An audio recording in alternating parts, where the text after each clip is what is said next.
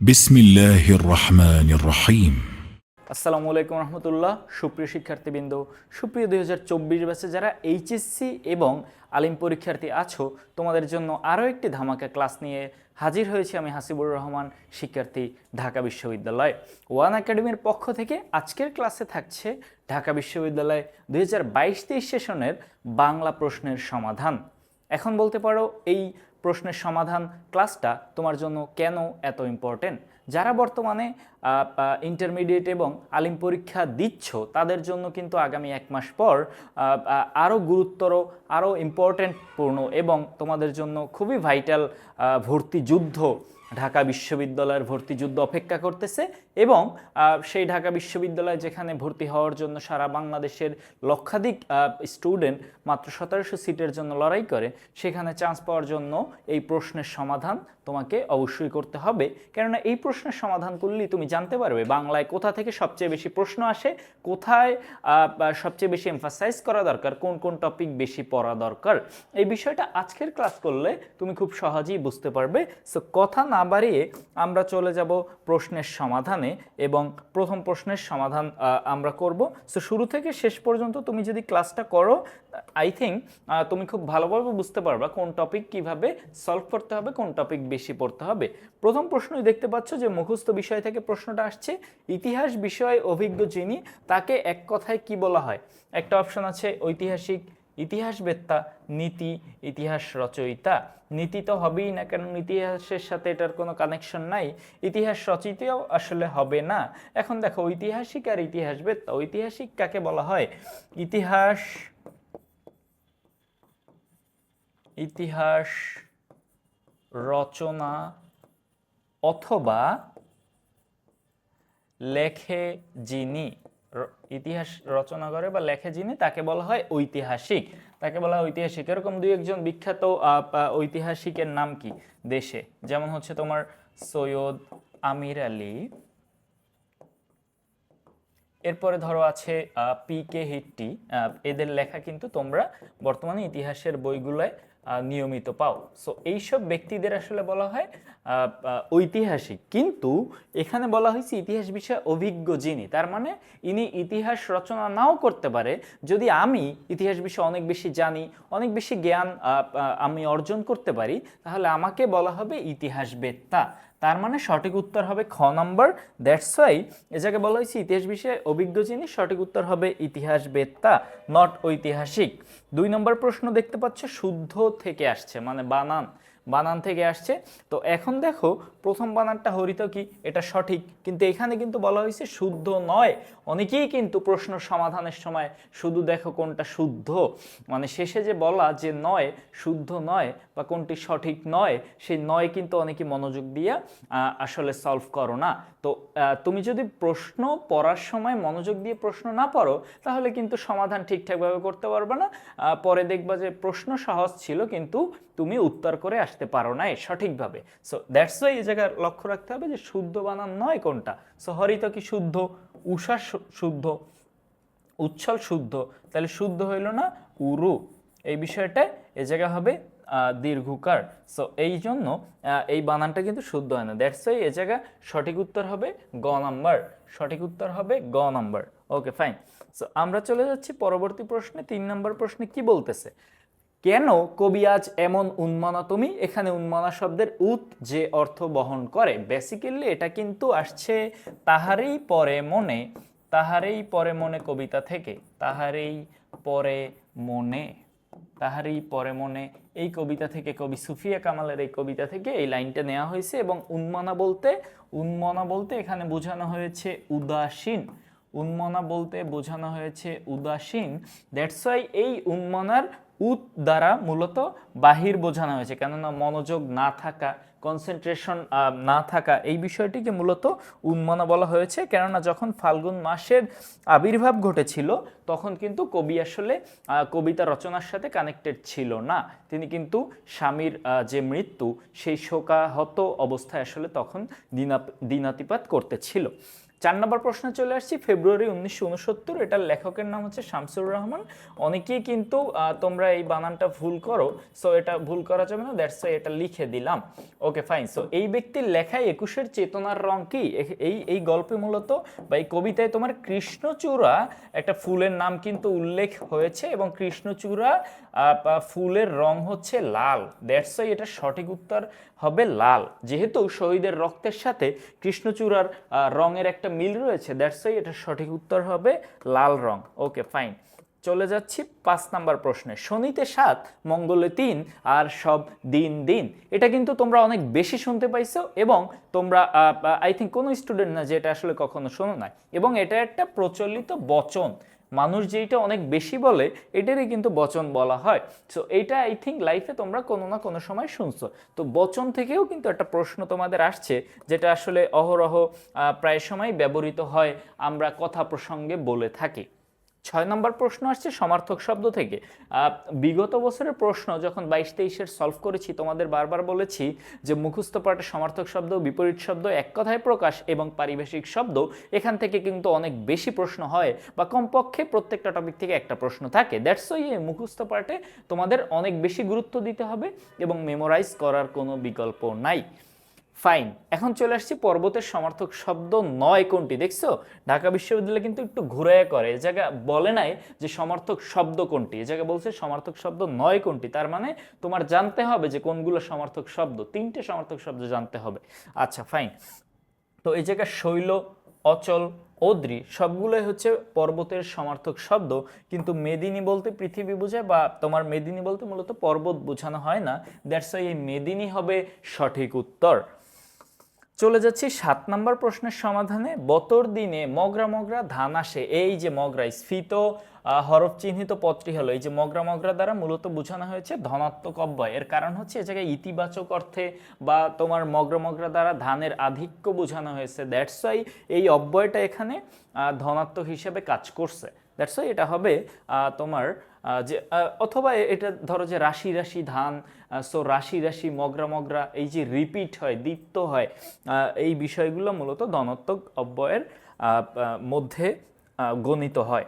ওকে, so চলে যাচ্ছি 8 নম্বর প্রশ্নে। দেখো এই যে বলতেছিলাম যে তোমাদের কিন্তু মুখস্থ বিষয় থেকে বেশ ভালোভাবে প্রিপারেশন নিতে হবে। এই দেখো পরিভাষা থেকে আরও একটা প্রশ্ন আসছে, 22-23-এ একটা প্রশ্ন আসছিল, স্টেক হোল্ডার অর্থ কি? আর দেখো তোমার এই বছরের প্রশ্নে আসছে কপিরাইটের অর্থ কি। সো পরিভাষায় কপিরাইট মূলত কি? তোমরা বেসিক্যালি আইসিটির যুগে কপিরাইট অনেক বেশি শোনো, কারো পোস্টের নিচেও লেখা থাকে যে ক্রেডিট বা হচ্ছে সিতে, এবং মনে করো যে বই লেখে, কিংবা মনে করো কোনো সৃজনশীল মানুষের ক্রিয়েটিভ কাজ, সেখানে কিন্তু কপিরাইট সত্ত্ব থাকে। তোমরা বই যখন খুলবা প্রথম পেজেই দেখবা যে ভালো লেখকদের বইতে লেখা থাকে যে কপিরাইট সত্ত্ব হচ্ছে সংরক্ষিত। এর মানে বোঝায় যে যেই ব্যক্তি এই বইটা লিখেছে এটা আসলে অন্য কেউ কপি করে বা হচ্ছে তার লেখাই নিজের নামে চালিয়ে দিতে পারবে না। এটা কি বলা হয় কপিরাইট। এই কপিরাইট নিয়ে আইনও কিন্তু বর্তমানে প্রচলিত আছে, বা আইনও কিন্তু রচিত হয়েছে। সো কপিরাইট মানে বেসিক্যালি গ্রন্থ সত্ত্ব, অর্থাৎ যে বই লেখে, গ্রন্থ মানে কি বই, এই সত্ত্ব মানে কি মালিকানা, সত্য মানে মালিকানা। সো দ্যাটস এই ব্যাপারটা বোঝাচ্ছে যে যে বই যেই লেখক আসলে প্রথম লেখে তার একটা মালিকানা সত্ত্ব থাকে, বা ওই লেখা আসলে অন্য কেউ তার নামে চালিয়ে দিতে পারবে না। দ্যাটস ওয়াই কপিরাইটের যথাযথ পরিভাষার অর্থ হচ্ছে গ্রন্থ সত্ত্ব। 9 নম্বর প্রশ্নে কি দেখতে পাচ্ছ? জাদ্রেল শব্দটি কোন ভাষা থেকে এসেছে? এখন দেখো তোমরা যারা নবম দশম শ্রেণীর বাংলা বইটা অনেক ভালো পড়ছো, তাদের কিন্তু বাংলা প্রিপারেশন ভালো হওয়ার কথা, কেননা অধিকাংশ জায়গায় কম্পিটিটিভ এক্সামগুলোয় এখান থেকে প্রশ্ন হয়। সো এই টেক্সট বইটার আসলে বিকল্প নাই। সো দেখো ওইটার প্রথম অধ্যায়েই তুমি দেখবা যে ফার্সি কোন শব্দগুলো, গুজরাটি কোন শব্দগুলো, তারপর হচ্ছে কোনগুলো আরবি শব্দ, এগুলা কিন্তু দেয়া আছে, এবং এটা তোমার পড়ার বিকল্প নাই। তোমার বিসিএস সহ ইউনিভার্সিটি অ্যাডমিশন প্রত্যেকটা জায়গায় কিন্তু এই প্রশ্নগুলো অ্যাভেলেবেল আসে যে কোন ভাষা থেকে কোন শব্দ এসেছে। সো এখানে জাদ্রেল শব্দটি কোন ভাষা থেকে এসেছে? ইংরেজি শব্দ থেকে এই জাদ্রেল শব্দটা এসেছে। সো সঠিক উত্তর হবে ইংরেজি। 10 নম্বর প্রশ্ন বলতেছে সঞ্চয় ইকুয়াল সঞ্চয়, এখানে ম উচ্চারিত হয়ে ইও হয়েছে, তো এখানে চ ধ্বনি মূলত কি, প্রথমেই বলে রাখি এই সঞ্চয়ে এটা হচ্ছে তোমার সন্ধি বিচ্ছেদ হয়ে এখানে লেখা হয়েছে সন্ধি বিচ্ছেদ আকারে। ফাইন। এখন মূল প্রশ্ন এটা না, মূল প্রশ্ন হচ্ছে চ ধ্বনি আসলে কোন বর্গীয়, ধরো তালব্য, অঘোষ, অল্পপ্রাণ নাকি হচ্ছে সৃষ্ট। ফাইন। এখন তোমার মাথায় রাখতে হবে যে বর্গীয় ধ্বনি হচ্ছে 5টা। একটা হচ্ছে কণ্ঠ, ঠিক আছে, কণ্ঠ, একটা তালব্য, একটা হচ্ছে মূর্ধন্য, সো মূর্ধন্য, 4 নম্বরে হচ্ছে দন্ত এবং 5 নম্বরে হচ্ছে ওষ্ঠ। সো সিরিয়ালি তোমার 5টা করে এই বর্গে বসবে। প্রথমে হচ্ছে ক, খ, গ, ঘ এবং ও, পরে হবে চ, ছ, জ, ঝ, ইয়। তার মানে তোমাদের এগুলো কিন্তু মুখস্থ করার দরকার নেই, জাস্ট 5টা করে সিরিয়ালি এভাবে বসে যাবে। মূর্ধন্যতে কি কি আছে? মূর্ধন্য আছে ত, থ, দ, ধ, ন, পরে আছে ট, ঠ, ড, ঢ, দন্তন্য, পরে আছে প, ফ, ব, ভ, ম। এই 5টা। তার মানে তালব্যতে পরে চ, তালব্যতে পরে চ, এইটাই এখানে প্রশ্ন হয়েছে, সুতরাং সঠিক উত্তর হবে তালব্য।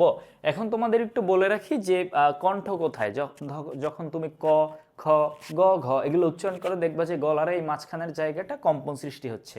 অর্থাৎ যেখানে কম্পন সৃষ্টি হয় বা যেই বর্ণ উচ্চারণের সময় বাকযন্ত্রের যেখানে কম্পন সৃষ্টি হয় সেখান থেকে আসলে উচ্চারিত হয়। সো প্রথম 5টা বুঝতেই পারতেছে কণ্ঠ থেকে।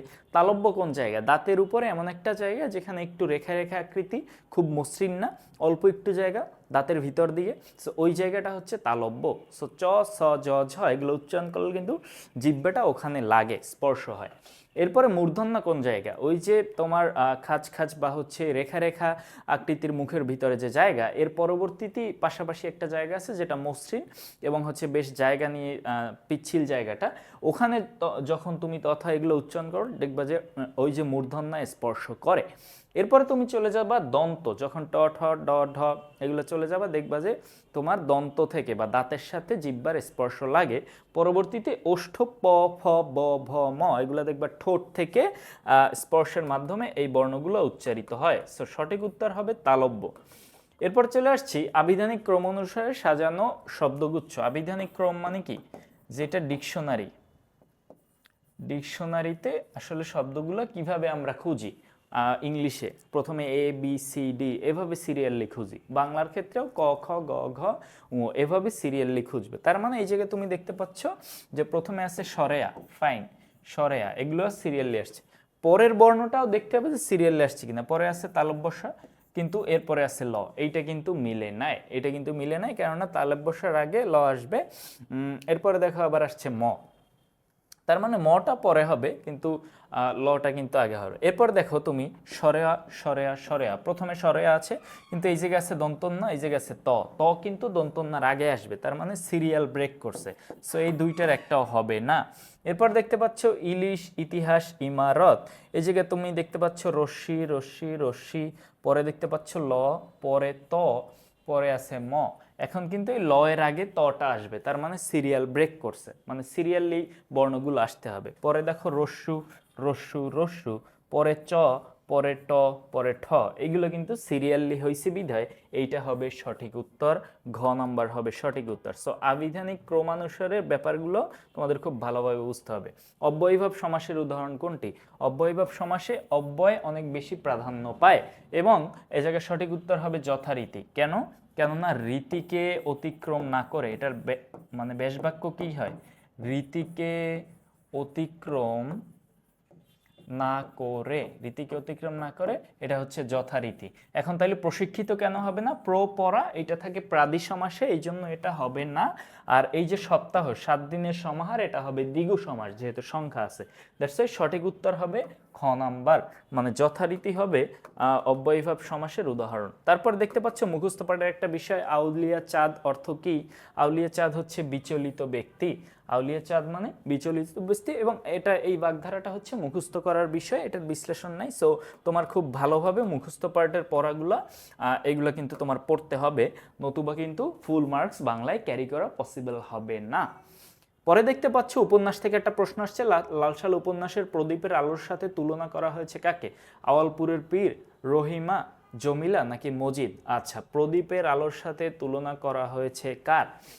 প্রদীপের আলোর সাথে তুলনা করা হয়েছে মজিদকে, যেহেতু সে নতুন ওই গ্রামে আসছে, আইসা একটা মূর্খ জায়গায় সে ভণ্ডামি করে নতুন একটা বিপ্লব শুরু করছে এবং মাজার ব্যবসা শুরু করছে। দ্যাটস ওয়াই বলা হয়েছে যে তিনি আসলে এটাকে প্রদীপের আলোর মতো একটা ভূমিকা পালন করছে। সর্বশেষ প্রশ্নটা আসছে নাটক থেকে, সিরাজউদ্দৌলা থেকেও কিন্তু প্রতি বছর প্রশ্ন আসে, যেমন তোমার 2021-22 দুইটা প্রশ্ন আসছে সিরাজউদ্দৌলা থেকে, আর 22-23 একটা প্রশ্ন তোমরা দেখতে পাচ্ছ। সো মৃত্যুকালে সিরাজের মুষ্টিবদ্ধ হাত কিসের প্রতীক? আচ্ছা ফাইন, মৃত্যু, এই তার মৃত্যুর জন্য কাকে নিয়োগ করা হয়েছিল? মোহাম্মদ আলী বেগ। মোহাম্মদ আলী বেগকে নিয়োগ দেওয়া হয়েছিল। এই ব্যক্তি 10,000 টাকার বিনিময়ে সিরাজউদ্দৌলাকে হত্যা করে। সো মৃত্যুর সময় সিরাজউদ্দৌলার এই মুষ্টিবদ্ধ হাত মূলত এই জায়গায় অন্তিম প্রচেষ্টার একটা কিন্তু কি প্রতীক ছিল। অন্তিম মানে কি? শেষ। অন্তিম মানে শেষ, অর্থাৎ শেষ প্রচেষ্টা। যেহেতু মৃত্যুবরণ হচ্ছে, তার আগেও তিনি চাইছে দেশকে স্বাধীন করতে, দেশকে ইংরেজ মুক্ত করতে। সো দ্যাটস ওয়াই 15 নম্বরের উত্তর কিন্তু হবে খ নম্বর। So thank you everyone. আজকে আমরা 2022-23-এর প্রশ্ন সলভ করলাম। এরপরে তোমরা 23-24-এর প্রশ্নও কিন্তু রিসেন্ট বছরের প্রশ্ন সলভ কিন্তু পেয়ে যাবে। এই জন্য তোমাদের নজর রাখতে হবে ওয়ান একাডেমির পেজে। তো সুতরাং তোমরা যারা এখন পরীক্ষা দিচ্ছ তাদের জন্য শুভকামনা, এবং ঢাকা বিশ্ববিদ্যালয়ে তোমার সর্বোচ্চ প্রিপারেশনের জন্য ওয়ান একাডেমি কিন্তু তোমার সাথেই আছে। আমাদের কোর্স কিন্তু অলরেডি চলতেছে। সো যারা যারা এখনও ভর্তি হয়ে নাও। সকলেই ভালো থাকো, সুস্থ থাকো। তোমাদের ভবিষ্যৎ ঢাকা বিশ্ববিদ্যালয়ে ভর্তি পরীক্ষার জন্য অগ্রিম শুভকামনা জানিয়ে আমি আজকে ক্লাস শেষ করছি। সকলেই ভালো থাকো, সুস্থ থাকো। দেখা হবে বিজয়ের মঞ্চে।